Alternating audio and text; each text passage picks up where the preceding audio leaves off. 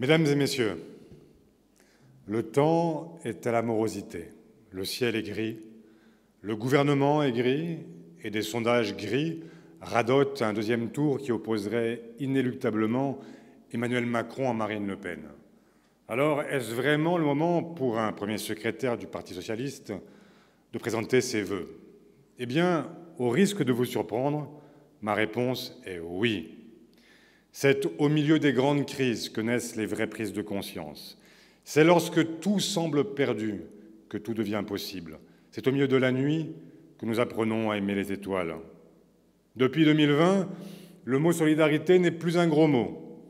Les pourfendeurs d'un État jugé trop interventionniste sont désormais les premiers défenseurs d'un quoi qu'il en coûte.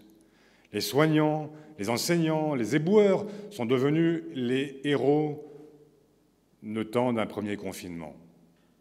Le monde comprend enfin que le permafrost est un réfrigérateur naturel qui, s'il se réchauffe, peut devenir une bombe à virus. En découvrant le télétravail, nous mesurons que nous sommes fondamentalement des êtres sociaux, privés de culture, de sport, de vie associative, de bars et de restaurants. Nous percevons combien ils sont essentiels à nos vies. Partout, et d'abord dans les quartiers populaires, des initiatives d'entraide et de secours se sont mises en place spontanément, révélant la générosité des Françaises et des Français.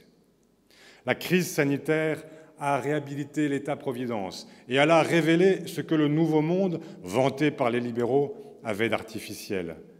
Cette crise est aussi celle d'une idéologie qui a mis en pièces nos capacités de réaction collective, délocalisé nos industries essentielles, désarmé l'État et dévitalisé nos mécanismes de solidarité. La crise sanitaire vient de mettre fin à 40 années de domination idéologique des libéraux. La société de surconsommation et de gaspillage, le libre-échange sans règles sont désormais remis en question. Alors le temps n'est plus aux accommodements déraisonnables avec un modèle économique et social qui nous conduit chaque jour vers de nouveaux précipices. Il y a d'évidentes leçons à tirer de cette crise.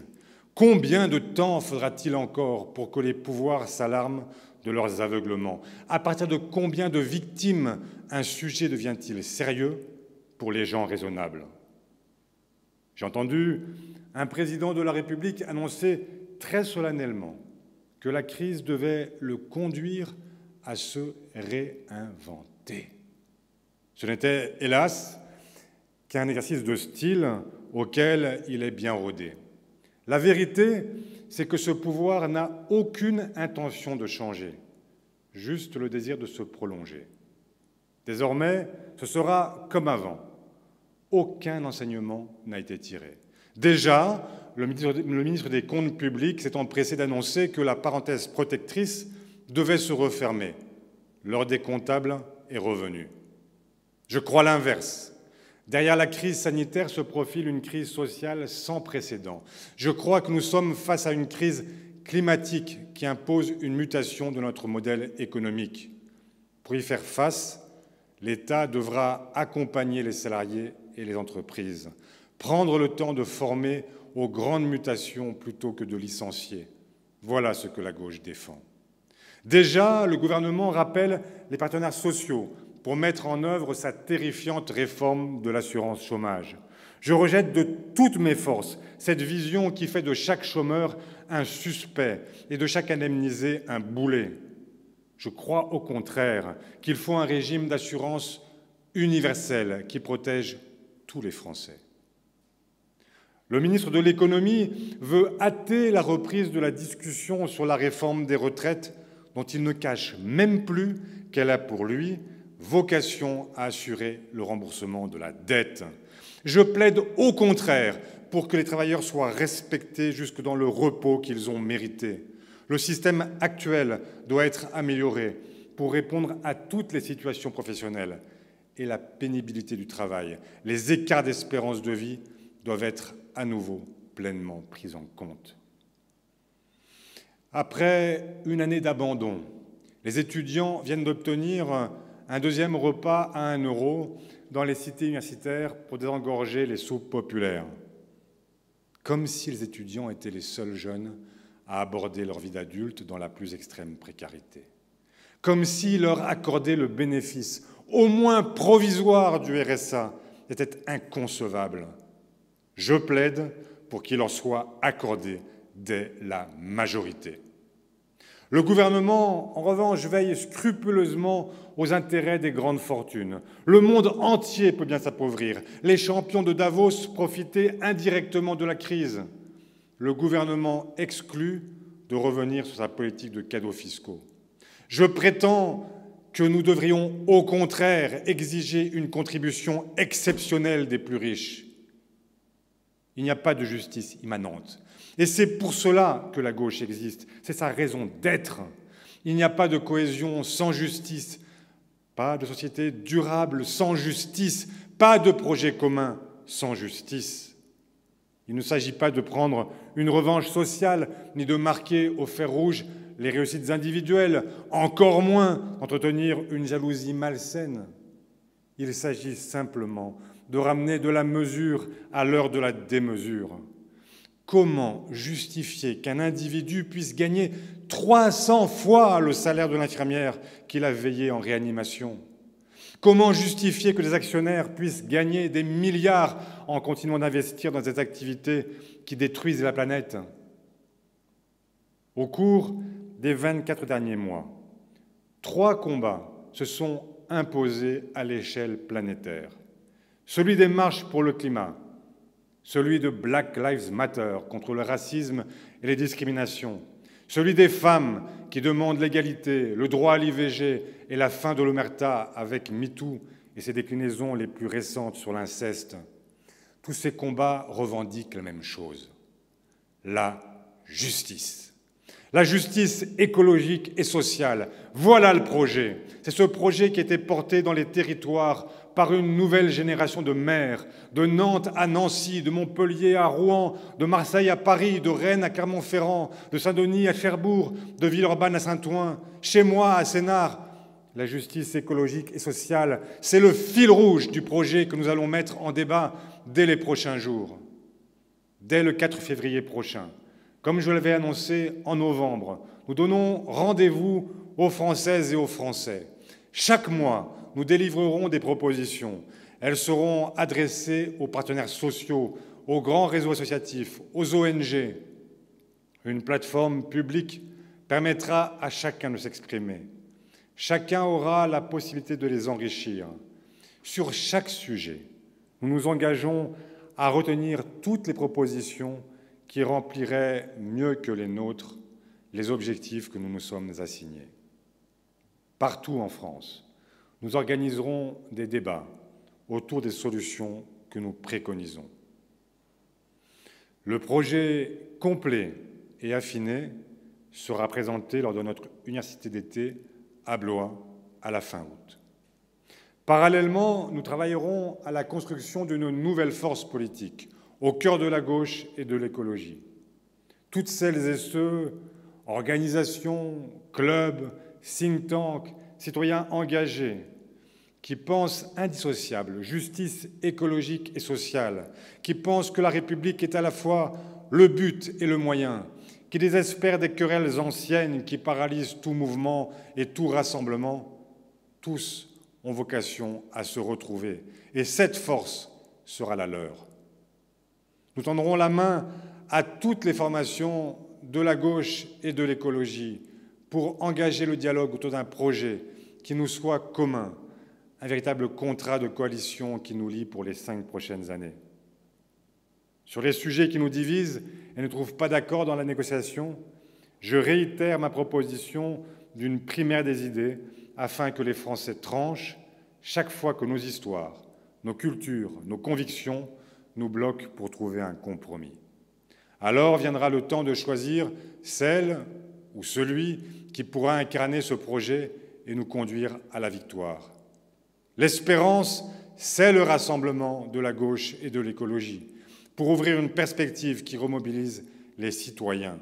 La gauche n'est pas faible et fragmentée, elle est faible parce qu'elle est fragmentée. La division de la gauche tue l'espérance. Le 10 mai prochain, nous célébrerons le 40e anniversaire de la victoire de François Mitterrand. Ce n'est pas à la nostalgie que nous vous invitons, mais au réveil d'un enthousiasme et d'une espérance. Cette soirée-là, il pleuvait sur Paris. La foule s'était massée au pied du génie de la Bastille, qui de sa main gauche tient les chaînes brisées du despotisme. Sous l'averse, ces jeunes gens criaient « Mitterrand, du soleil !» Ils n'avaient pas perdu la tête. Ils n'étaient pas venus adorer un nouveau veau d'or, mais ce soir-là, tout leur semblait à nouveau possible. Tous ces Français se sentaient à nouveau citoyens. À nouveau, les lignes bougeaient. Ils étaient trop jeunes pour le Front populaire, mais ils reprenaient le fil d'un récit entamé avant eux. Barbara chantait que l'air semblait devenu plus léger. Les rapports de force s'étaient inversés. Celles et ceux qui avaient lutté des années durant pour plus de liberté, plus de justice, plus d'égalité, trouvaient enfin un débouché à leur combat. Ce soir-là, la gauche avait rendez-vous avec le peuple. C'est cet état d'esprit-là que je veux retrouver. Retrouver le souffle de l'histoire, celle qui, sous des formes différentes et à travers les âges, dit la même espérance. Il y a une majorité de femmes et d'hommes pour lutter contre la montée de la souffrance, contre l'explosion des inégalités, contre les nouvelles formes d'aliénation et pour revendiquer leur commune humanité. Ce soir-là, la gauche portait les aspirations des classes populaires et des classes moyennes, qui attendaient qu'on respecte leur travail, des plus jeunes qui rêvaient de nouveaux droits, des travailleurs immigrés qui se voyaient intégrer la communauté nationale, du monde de la culture qui portait un monde nouveau. Ce 10 mai, ce n'était pas seulement un homme, c'était un peuple qui avançait vers l'Élysée. Je n'étais encore que collégien. Je ne connaissais pas ces militantes et militants qui allaient devenir députés et ministres. Je ne connaissais pas les 110 propositions du candidat. Mais je percevais cette soudaine exultation. Je n'avais ni carte ni engagement.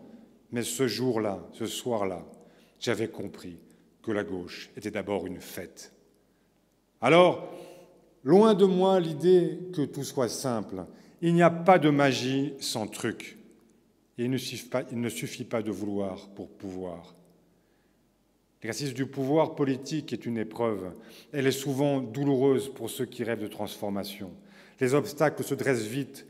Le monde de l'argent considère que le pouvoir est sa maison et il ne recule devant aucun stratagème pour en conserver la maîtrise. Je sais aussi que quand la gauche gouverne, elle est d'abord soumise à la critique des siens. Parce qu'à force d'attendre les jours heureux, l'impatience domine tout jugement. Je me souviens du très regretté Jean-Pierre Bacry, dans ce film « État d'âme », ruminant ses désillusions. La gauche, quand elle gouverne, n'est jamais à la hauteur des espoirs qui l'ont portée. Il y a aussi, c'est vrai, une gauche qui ne déçoit jamais. C'est celle qui ne fait jamais rien. Elle proclame, elle déclame, elle réclame. Bref, elle témoigne, mais elle n'agit pas. Je ne la méprise pas. Elle compte dans ses rangs des indignés sincères qui, par leur activisme, font évoluer nos façons de penser et modifient nos regards. Leur radicalité compense les paresseuses résignations. Je partage avec eux ce sentiment que la politique est une urgence. Où je vais, la gauche n'est pas une conscience que l'on s'achète pour fin de repas mondain. Mais si je fais de la politique, c'est pour gouverner. Gouverner pour transformer, pas pour me limiter à protester et à témoigner. Être la gauche qui entend gouverner, s'y préparer, puis rassembler, c'est ce que nous allons faire en 2021. J'entends que certains disent déjà « Ne vous fatiguez pas, c'est impossible, vous n'y arriverez pas ». Eh bien, puisque c'est impossible, nous allons le faire, et fin 2021, nous serons prêts. Mesdames, Messieurs, belle et heureuse année 2021, à chacune et chacun d'entre vous, comme à celles et ceux que vous aimez. Et puisqu'il s'agit ce matin de mes vœux à la presse, je souhaite que dès les prochains jours soit mis fin à ce mauvais film de l'article 24 de la loi dite de sécurité globale. Il n'est pas de société libre sans presse libre. libre. Vive la liberté, vive l'égalité, vive la fraternité, vive la République et vive la France.